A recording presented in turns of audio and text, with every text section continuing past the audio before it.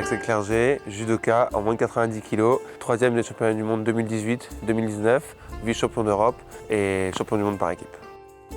Pour moi, ce parfait, ça sera plus sur Yoko Tomoe-nage, qu'on vulgarise souvent en disant la planchette japonaise.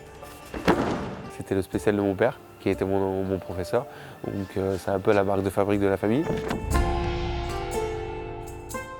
Pour moi, c'est vraiment un des mouvements qui représente le judo. C'est utiliser la force de l'autre. L'image qu'on m'a appris pour l'apprendre, c'est comme si je me jetais dans le lit et que je me couchais. Tu vas voir que je fais ce geste-là, donc c'est ce qu'on fait tous les jours. Se jeter dans le lit et se coucher, c'est l'image que j'aime bien.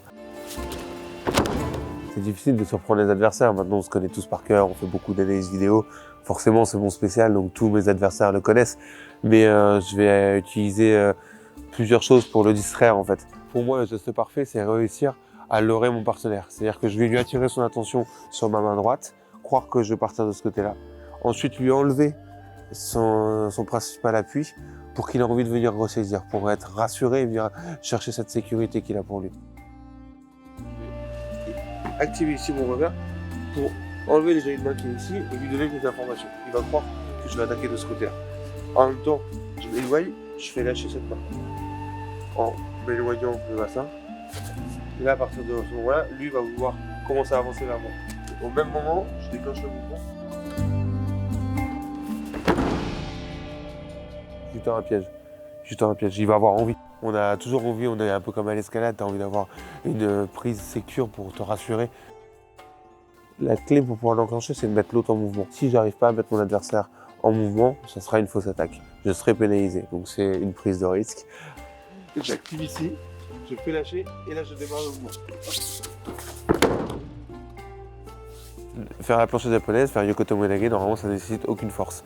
Juste jambes, dos, qui sont les groupes musculaires les plus forts du corps humain, qui vont emmener le mouvement et ensuite je vais juste me placer sous mon partenaire pour avoir un effet de surprise et que lui se retrouve juste face à un trou.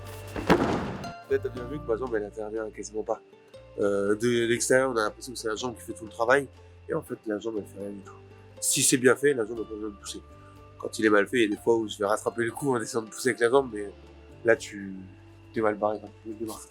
Quand il est bien fait, il y a les ponts et surtout tu n'as utilisé aucune énergie et c'est ce que j'aime, c'est ce qui est magnifique. Mais il n'y a pas forcément les ponts à toutes les fois. Il y a quand même des défenses de l'adversaire. Plus un adversaire est lourd, plus elle est facile à faire. Parce que tu vas te glisser dessous. Tu as juste besoin de lui donner envie de venir vers toi. Et à partir du moment où il aura cette envie, cette excitation, tu auras juste à trouver le bon timing pour te glisser dessous. Et notre poids de corps est tellement important qu'il peut faire tomber n'importe qui. C'est une technique qu'on voit souvent dans toutes catégories parce que justement ça ne demande pas de force. Alors que là où tu dois devoir porter ton adversaire, c'est beaucoup plus difficile. C'est pour ça que c'est une technique que j'apprécie particulièrement.